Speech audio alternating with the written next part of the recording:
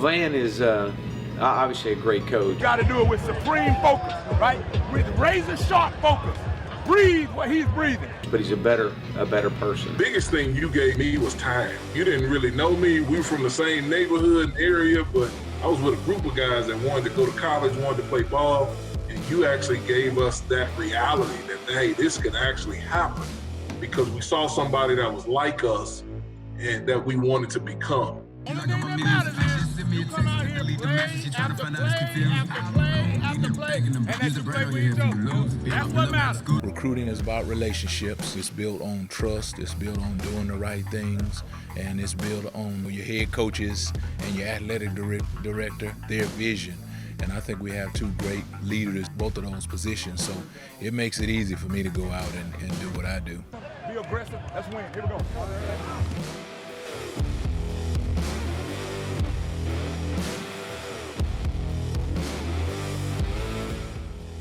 Once again, I'm excited to have a great leader in the world of sports on Leaders Lead with Van Malone.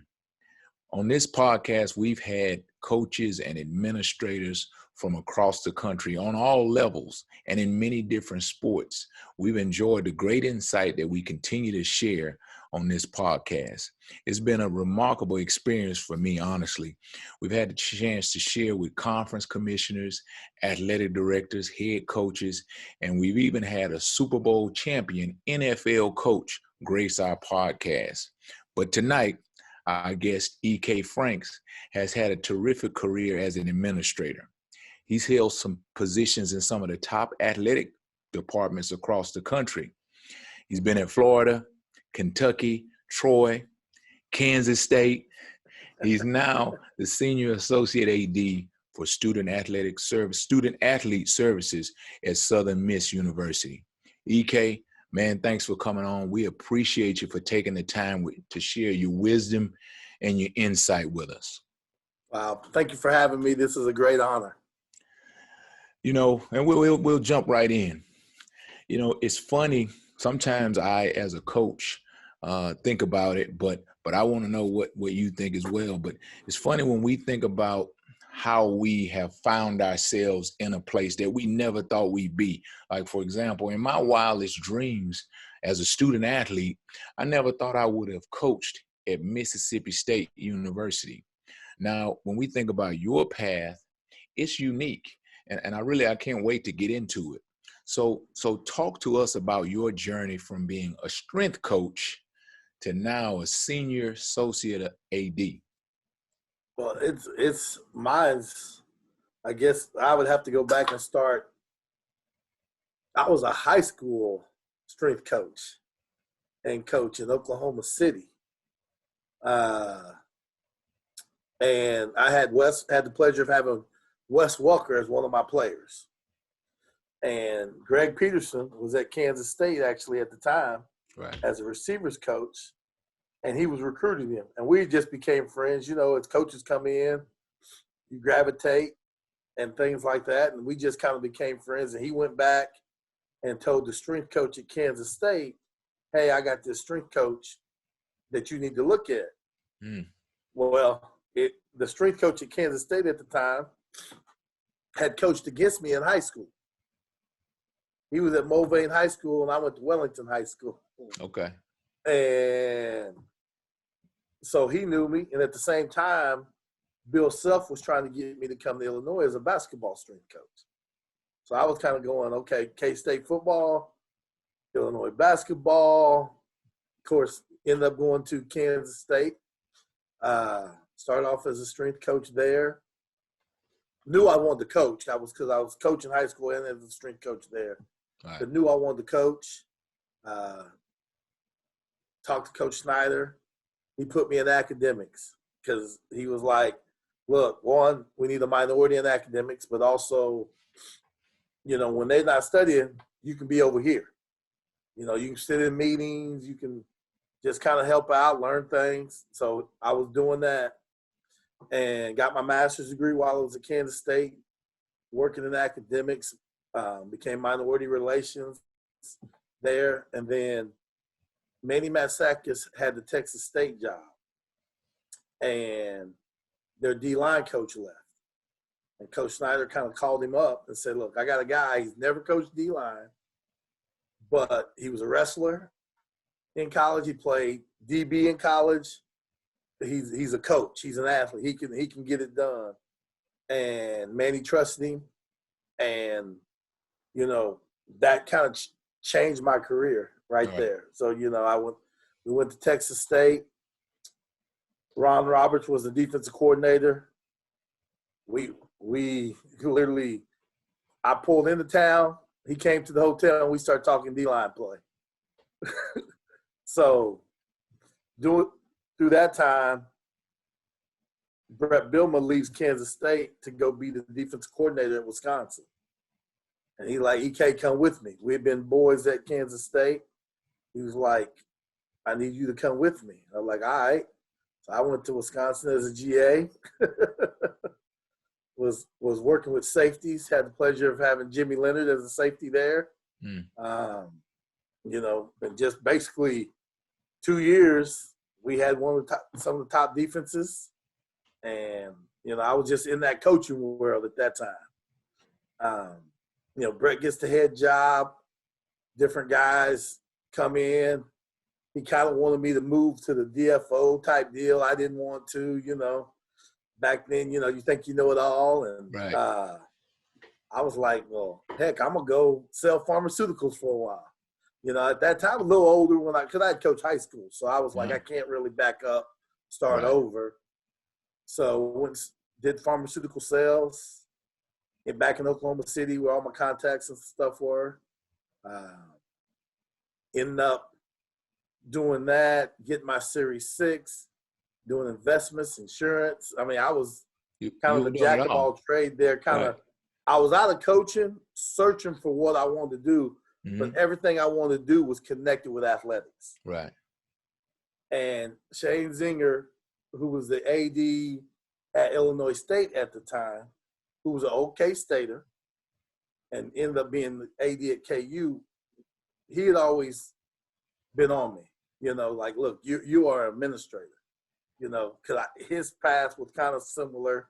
You know, he started off coaching, moved over to administration. So he's always like, your personality, the things you like, the passion you have to help young people, you need to be an administrator. So literally, Ron Roberts is the head coach at Delta State. And I happen to call him. I do presentations for people. You know how it is when people interview for head jobs, somebody builds their presentations. Right. So I had been doing that even when I was as a strength coach at K-State. I was that little computer nerd that would do things like that for everybody. So a buddy of mine called and was going to interview for a job. I said, well, I don't have that stuff no more. It's been packed up. So I called Ron Roberts. I knew he would have it. And he was sitting there actually with the defensive coordinator he had just hired, Pete Golden. And they were going, he like, look, I need a strength coach and a D-line coach. And come on, I need you to do it. And literally I was 1 hour in a drive of 16 hours moving my office from Scottsdale, Arizona back to Kansas. And I'm going, oh my God, am I going to take this pay cut?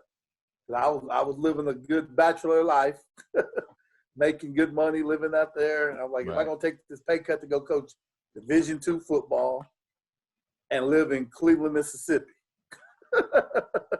Which is shock. Like I had visited one time and said, I'm never going to live here. So needless to say, I tell people God made that choice. I took a significant pay cut. Pulled into Delta State, doing my paperwork. This pretty young lady walks by that was the cheer coach. You know, 6-7 years later, we were married.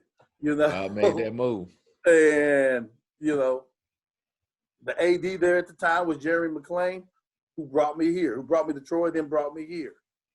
And I tell people, you know, my journey is unique because I've been a strength coach. I've been an academic counselor. I've been a DFO. Right. You know, so getting to Delta State was good. From Delta State, we go to Southeastern Louisiana. I moved from D-line to the associate head coach running backs, So now I was on both sides of the ball, which prepared me a lot as a coach and as a person. Leave there. Brett has the Arkansas job. They're looking for a director of recruiting. And Michael Smith was there, and we were all together at Kansas State. Right. So Smitty was like, "Hey, Brett, what about EK?" And they were debating if I would leave the field, all that type of stuff. And, for me, it was like, let's get in this SEC and see what it's about. Mm-hmm. Everybody's talking about it. Let's go see. Right. And so went to Arkansas, literally in charge of recruiting. It was different. Now you're not coaching. You still got that itch in you, but you're evaluating all day. And I love recruiting.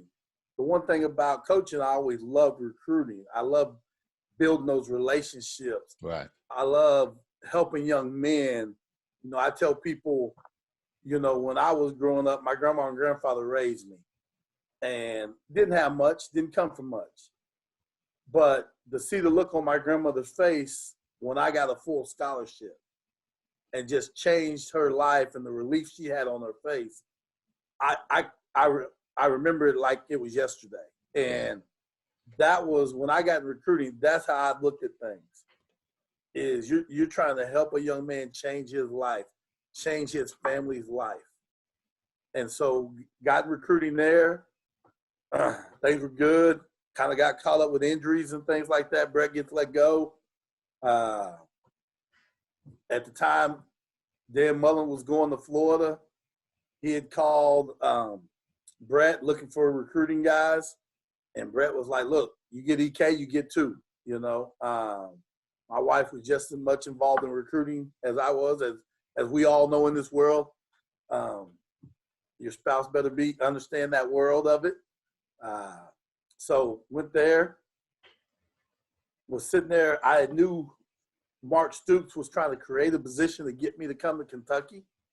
So it was kind of interesting. I was going to Florida, but I knew Mark was trying to get me. It was a good fit, going to be a good situation. It's kind of ironic. Michael Smith was there, So, and Mark Stoops and Brett are close friends. So I was in that comfort zone. So Mark kind of stole me away from Florida. Got there. Recruiting was good. That's the year we beat Penn State in the bowl game. Mark had 10 wins that year. It was a great year at Kentucky in charge of recruiting there. Still in the SEC, but now was on the East. So it was unique, different than the West. And then Jeremy McClain called.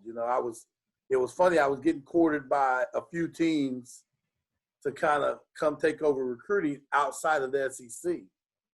And Jeremy called me and said, look, we're hiring a new coach, Chip Lindsey. Well, have you ever thought about come be the DFO? Let's make an assistant AD a football title. Let's start getting you towards the administration side. We prayed, talked about it, me and the wife, and, I knew I wanted to be an administrator. Like, when we left Delta State in 2012 to go to Southeastern Louisiana, Jeremy McClain was trying to figure out a way to get me on the administration side at that time. So since 2012, we had been talking about it. And now it's 2019, and he's like, look, I got a chance. It was a co-position. Come help me out. So took that, went to Troy, literally got there at the end of January. You know how this world is. Bought my house in March. April, Jeremy walks in and says, I'm going to Southern Miss. Yeah. Yeah. That's whoa. Rewind that. Yeah. That's how this world works. And so, it was a blessing, though, because it fast-forwarded everything. If we would have been at Troy, it was going to be a process to move me over to an administrator because there was already positions full and things like that. coming here, he got to restructure some things and got me here as an executive senior AD. Like I said, he basically kind of designed the job knowing my background. Right. You know, he know my passion for student athletes. You know, so right now, almost everything that touches a student athlete other than academics, I oversee. So I'm student athlete development, life skills. We all know that kind of position, Right. which nowadays is humongous now. It is. It is. Over the SAC program here as well. I'm the sports administrator for football. I oversee athletic training, oversee strength training, oversee equipment, you know. So Right. it's things that touch the student athletes Right. that he wanted me to be involved in. And I know you man, that is a fantastic journey. And like I said, I knew some of this, but I just didn't know exactly how it fit together. And it's very unique. But at the end of the day, really the thing that touched me most about what you're saying is at the end of the day, you circle back. You may be in administration, but you circle back, and it's about the kids. You know, No doubt. in my role here, in my role here as assistant head coach, as a coach, this is me talking, man, I never saw the big picture as an assistant coach. I saw my position and everything revolved around my position. But, you know, when you get into this seat that I have been blessed to be in, you get to see what the head coach sees. You get to see that the head coach is in charge of many positions. And then for you as an administrator, you get to affect different teams. You get to affect different position groups. And so your passion, like you talked about, your passion for relationships, man, you get to live it every day, right? You get to live it every day. But, you know, this is my next question. Going into it, actually, we lead right to it. Because as a player, you hear the yell of the crowd. And as a coach, you see that light bulb go off in the player's head. You know, either it's on the field, you know, he gets a certain coverage or a certain play. But as an administrator, what is game day for you? You know, where does that thrill for you come from that you had as a coach and as a player? Where does your thrill come from today? Well, it's still about the success of the team. Mm-hmm. Because at the end of the day, the team success here in all sports Mm-hmm. makes the university propel, Right. puts us on that spotlight, lets the athletic department take a jump. Yes. So for me, it's funny because I was wondering that when it was going to happen too. Like I kept going, okay, hold on. And it was more when I went from being a coach to being in charge of recruiting. It was like, okay, where's my game day fire at? Right. Yeah. And it was different. Now recruiting became because you rooted for the kids you recruited, Mm-hmm. that you built those great relationships with. So that actually prepared me, I think, for the position I am now. Because I didn't just go straight from coaching to administrator. Right. I got to go from coaching to recruiting to an administrator. Mm-hmm. So now as an administrator, it's funny, you still have the rush of the wins and the defeats that you deal with mentally. But now you're evaluating, like literally game day.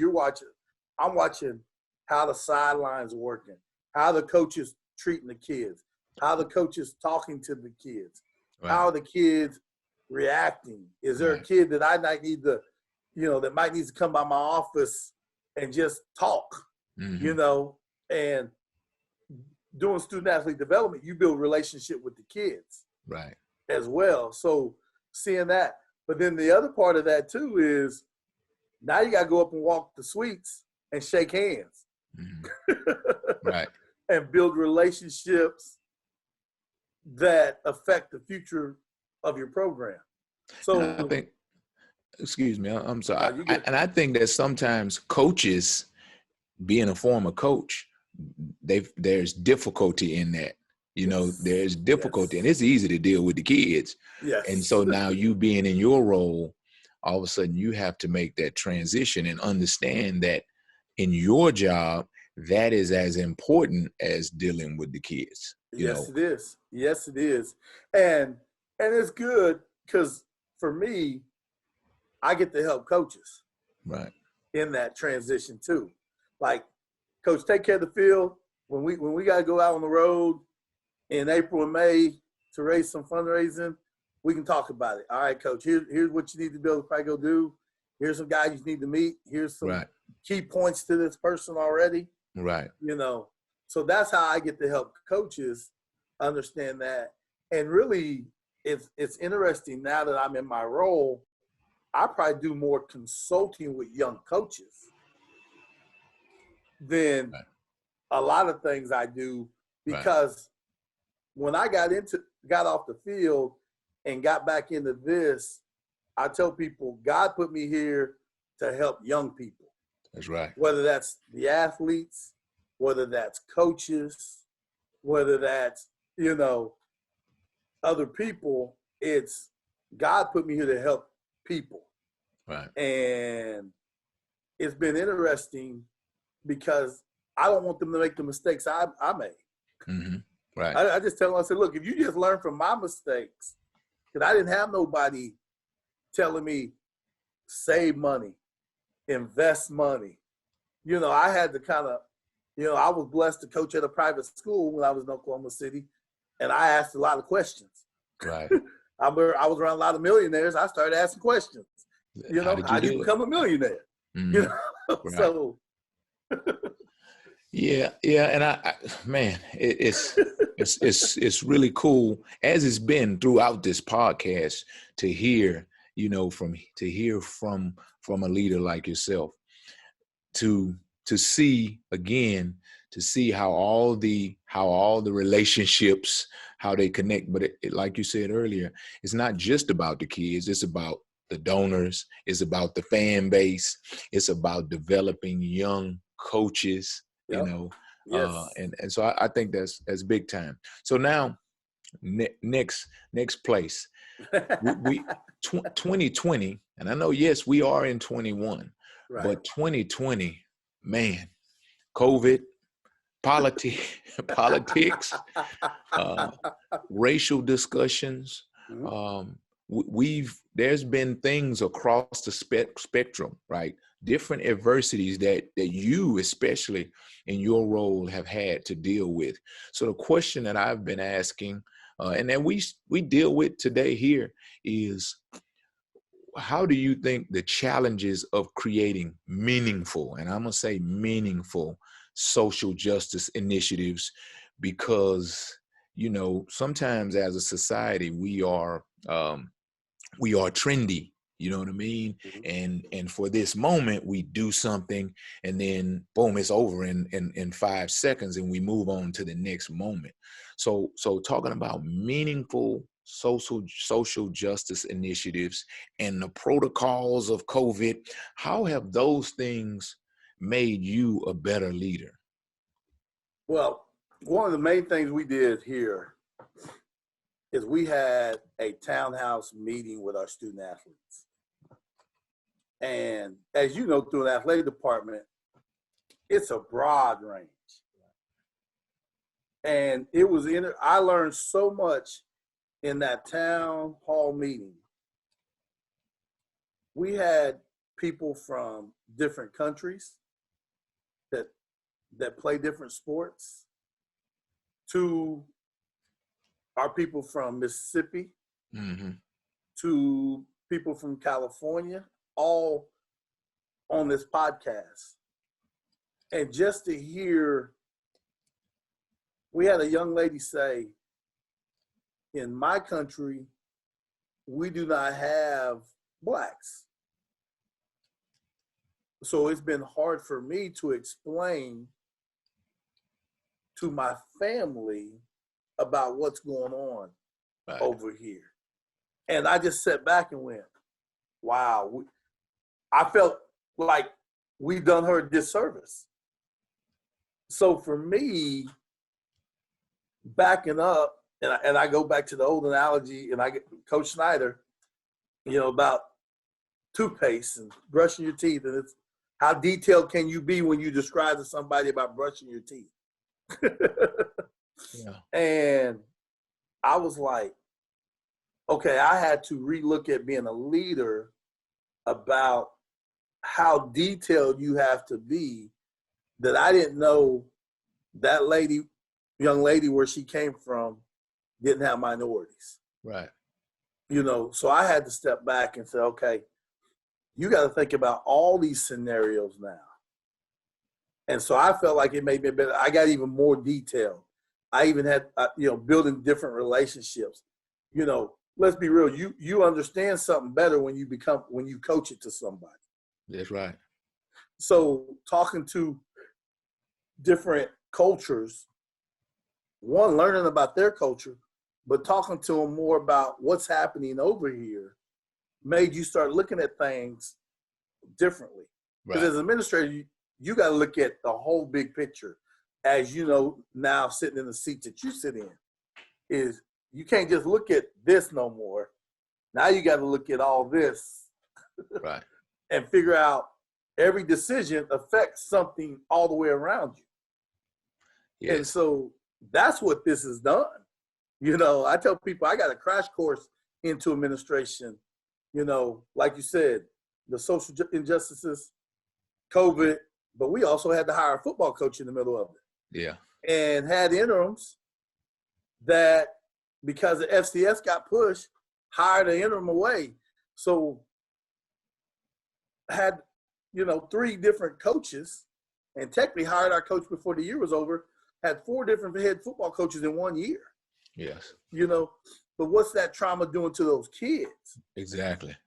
I spent more time counseling young men through this whole process because they were dealing with the racial stuff, they were dealing with COVID, and they were dealing with coaches leaving. Yeah. So my leadership skills got good real quick. Hey, you either had to pass or fail in that moment. And I think, I think that when I think about what happened here is the same thing. Because honestly, Coach Kleiman came to me and said, hey, I want to promote you to assistant head coach. Okay, great. Yeah, let's go. We got to go to a meeting. Oh, and that meeting was one where we laid out our reaction to what was going on with COVID. Mm-hmm. And so, like you said, it was a crash course. And actually, when you think of it as being on a treadmill, it hadn't stopped. You know what I mean? At all. Yes, at all. So I would ask you, you think about your younger self. What advice would you give to your younger self today if your younger self was just starting out in athletics? What advice would you give?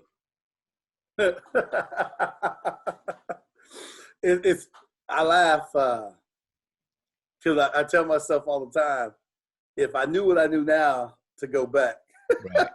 Right. I would tell my younger self this, and I talk to mostly young men about it, young people, but mostly young men about it. Do not let pride get in your way. I feel us as men sometimes let pride get in our way.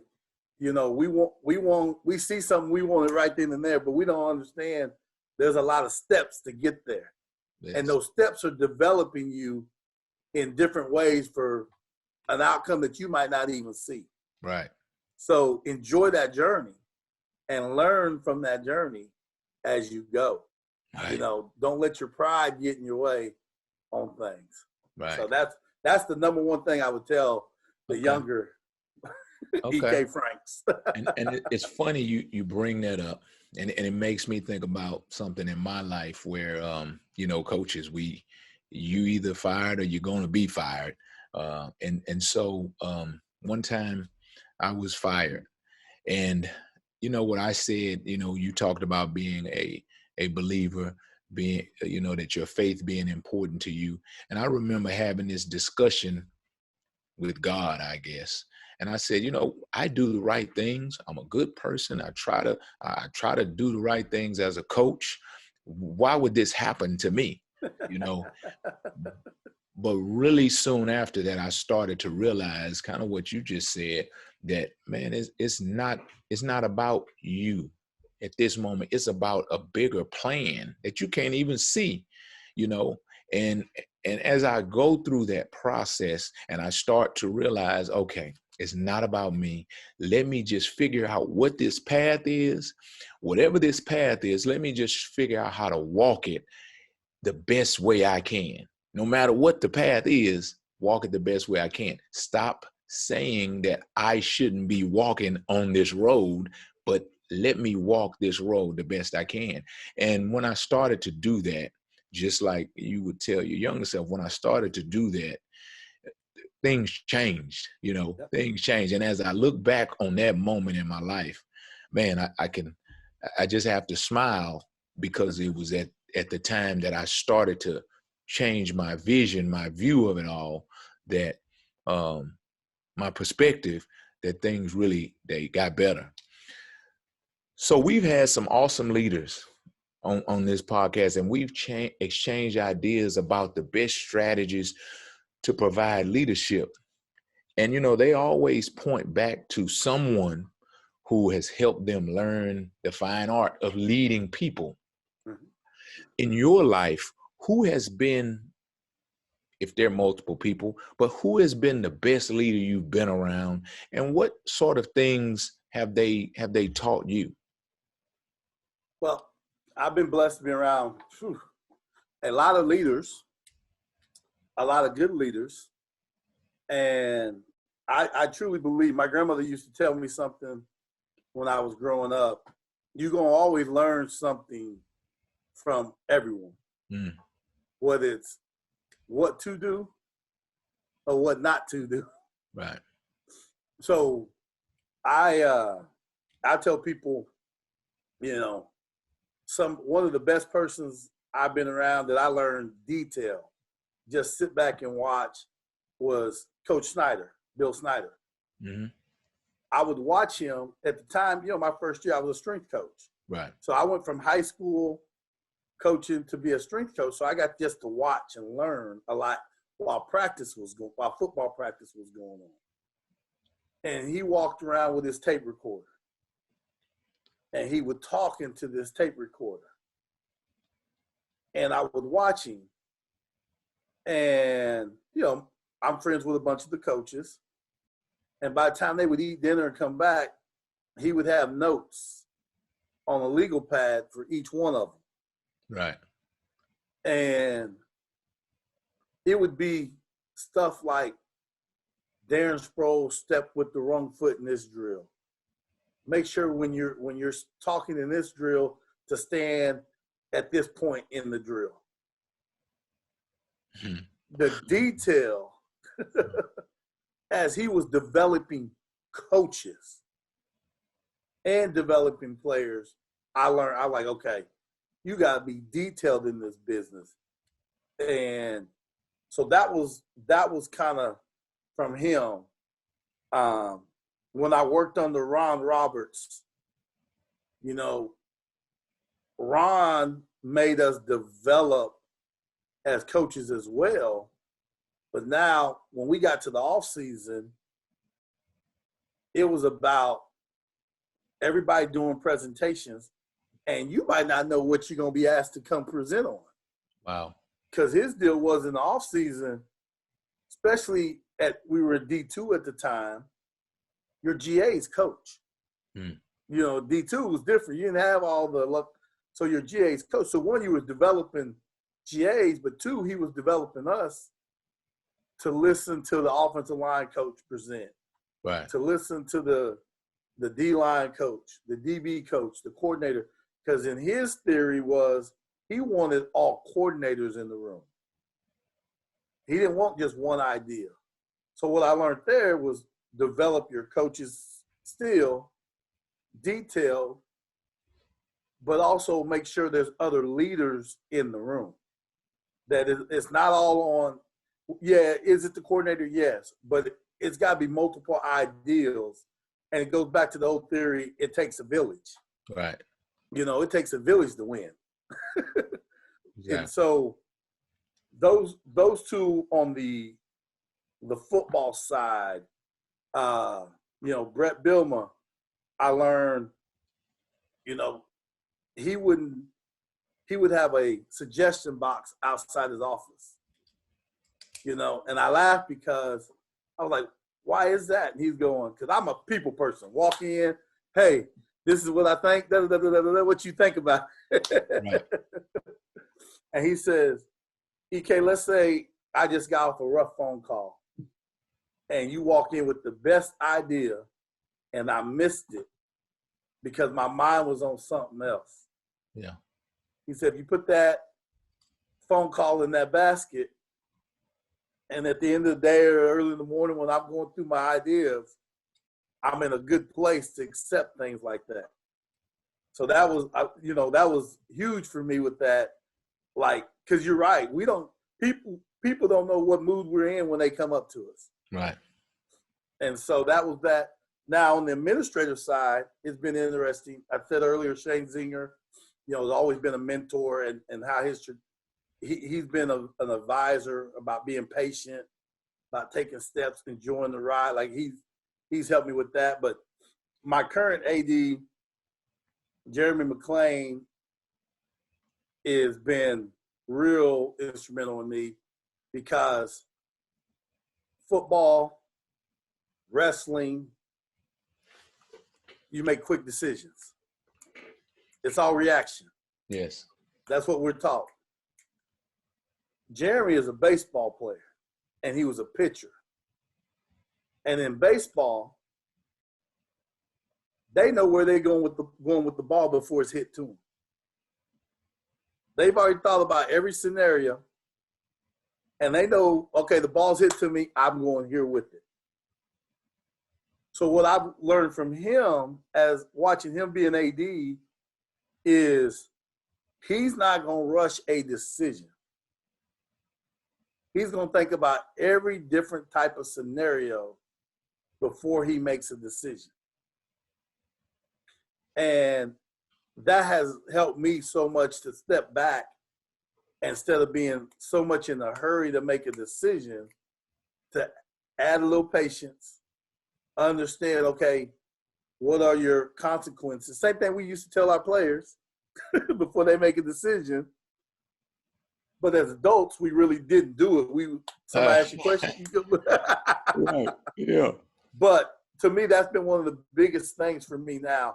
So I laugh, you know, that's 4 or 5 people, but those are 4 or 5 people I've took some big things from, you know, that has changed my life.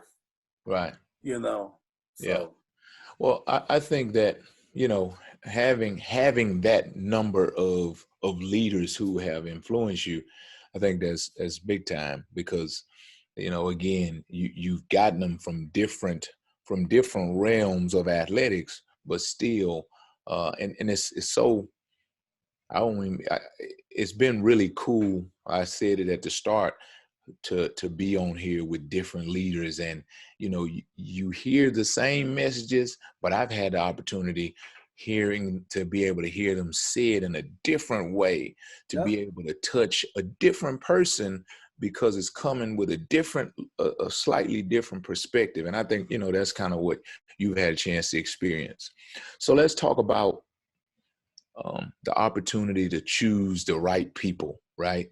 Choosing the right people on the bus is what, you know, I refer to it in coaches. We talk about that all the time.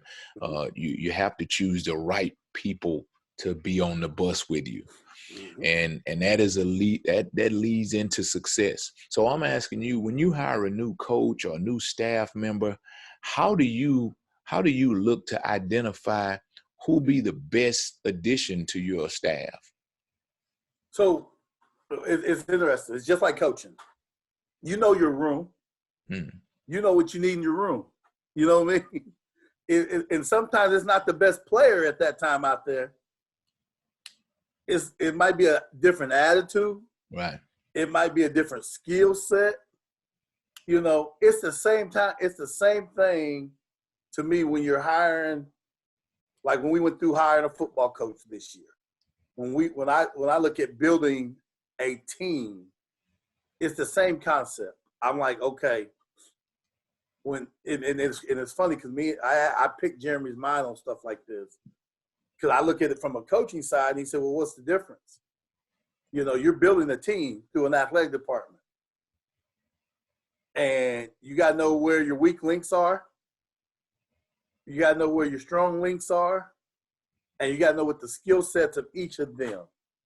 So when I'm looking to bring somebody new in, or we're looking for a situation, I step back and look at what we need first. So then as we build what we need, I'm writing down things that we're looking for that we need at that time.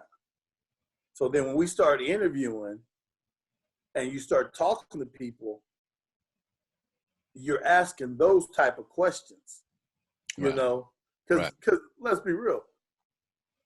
If somebody's interviewing and you let them talk, I look at it as they're in control of the interview when they talking. Yeah.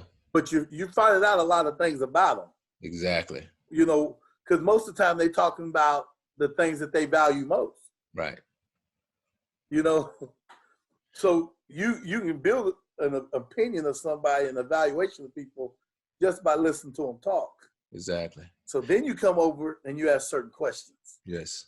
And that's, to me, you build it just like when coaches build their room, you're building a staff the same way. It's just a bigger scale, you know, and then you got to break it down in individual sections. But as a head coach, an assistant head coach, you got defense, you got offense, you got special teams. But it don't stop there. Right. You got a recruiting area. You got a marketing area. Mm-hmm. Yep. You got a strength program. You got athletic training program. You got equipment program. So you got to look at each section. How does it fit in your extreme team package? So that's kind of. Well, it's been an incredible experience for me to learn, because what you said, you know, I had an opportunity. We just hired a strength coach, and Coach Kleiman came to me and said, "Hey, you're in charge of this hire. You're gonna be in charge of it from start to finish." And again, just vetting people and talking to different coaches and having an opportunity, like you said, to just listen to them talk, and really quickly, in some cases, I knew, nope, this is not a fit. This is not what we need. This guy's a great coach. Yep. But he's not what we need at this moment. Correct. And then when we got down to the finalists, we knew, man, this is amazing. We were so happy to be in this situation, to have these two guys. And so now we need to figure out which one is the best fit, you know, for our, and we feel like we chose the best fit for us at this moment, you know, the best fit for our team. And so having the opportunity to do that for me was really eye-opening and quite a learning experience.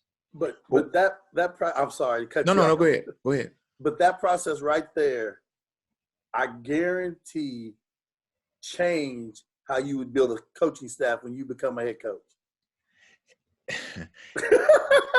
You know what? And I laugh because I had different ideas, like you said, about the way this should go down. And then when I was put in that situation, then I said, no, we have to look at this, because of course, you know, a lot of coaches, they hire who they know. Mm-hmm. So when you talk about coaches, and when you even talk about today, the place we're in with hiring, where, you know, there's a lot of situations where people hire the people they know. They go back to what they know. You have coaches retreading because when in a moment of confusion, in a moment of discomfort, what our natural thing to do is to go what we're most comfortable with. Yep. You know, and to go what we know. We don't step out and try something different. And so, you know, when you talk about the lack of diversity in hiring of head coaches, well, this is what I know. This is what I'm most comfortable with. And I'm trying to replace my football coach. I don't have time to be exploring. I'm in a moment of discomfort. And so it's a challenge. The diversity that we're seeking is a big time challenge. Like I said, mostly because people hire who they know. And I've said it continually on this podcast.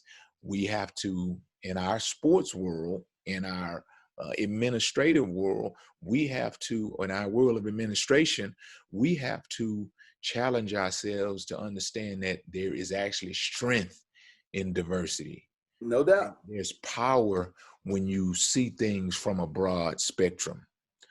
Well, as we wrap up here, I got one more question that I want to ask, and it's always been a cool question, you know, to hear the responses of leaders. But when you look at your life, you look at your career, what do you think the future holds for you, and where is it that you want to take your career?